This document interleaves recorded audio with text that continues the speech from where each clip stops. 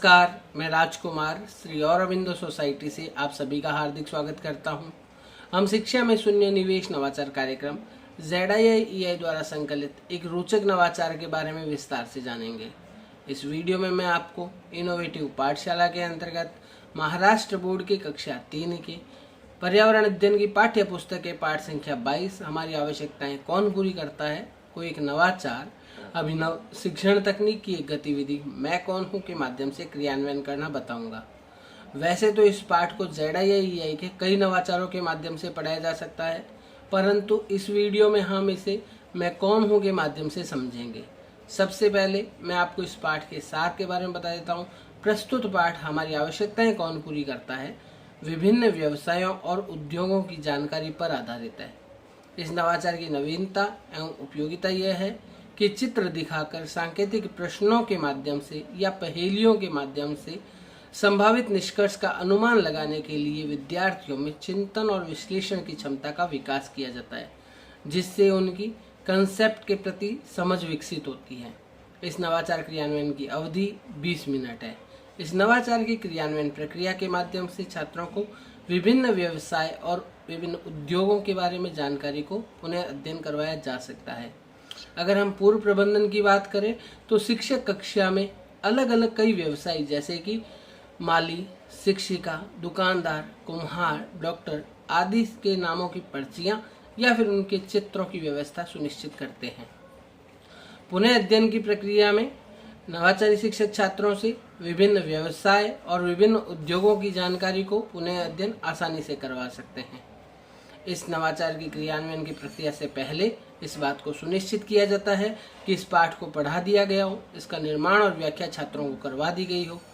शिक्षक कुछ निर्देशों के साथ इस गेम को आरंभ कर सकते हैं, जैसे कि शिक्षक सभी छात्रों को बताते हैं कि आप छात्रों में से किसी एक छात्र को आगे बुलाया जाएगा, उसे एक पर्ची दी जाएगी, आपको उस पर्ची पर लिखे नाम को या पर्ची पर अंकित चित्र को देखना है। किसी भी दूसरे छात्र के साथ उस नाम को या उस चित्र को शेयर नहीं करना है। कक्षा के बाकी छात्र धीरे धीरे क्वेश्चनों के माध्यम से उस निष्कर्ष तक पहुंचेंगे कि उस आपके साथी छात्र के पास में जो वहां पर्ची लेकर खड़ा है उसके पास किस नाम की पर्ची है या किसका चित्र है। इस प्रकार से निर्देशित करते हुए शिक्षक गतिविधि को स्टार्ट करते हैं। मैं आपको उदाहरण के माध्यम से बताता हूँ। जब एक छात्र को आगे बुलाया जाता है और मान लीजिए उसे एक पर्ची दी जाती है डॉक्टर नाम से। अब उसने डॉक्टर नाम की पर्ची पढ़ ली, अपने पास में नाम रख लिया और उसने किसी को शेयर नहीं किया। कक्षा के अन्य छात्र उससे प्रश्न पूछते हैं, क्या मैं पाठ से जुड़ा हुआ कोई व्यक्ति हूँ? जवाब, पर्ची वाला छात्र जवाब देता है हाँ। अगेन दूसरे छात्र पूछते हैं, क्या मैं मिट्टी के बर्तन बनाता हूँ? पर्ची वाला छात्र कहता है नहीं। अदर छात्र दोबारा से प्रश्न पूछते हैं, क्या जब लोग बीमार होते हैं तो मेरे पास इलाज के लिए आते हैं? तो पर्ची वाला छात्र जवाब देगा हाँ। तो इस प्रकार से वो वापस पूछेंगे अदर स्टूडेंट्स, क्या मैं डॉक्टर हूँ? तो पर्ची वाला छात्र हाँ जवाब देता है। इस प्रकार पर्ची वाले छात्र के पास में जो भी चीज़ की पर्ची या चित्र है उस निष्कर्ष तक अदर छात्र पहुँचने का प्रयास करते हैं।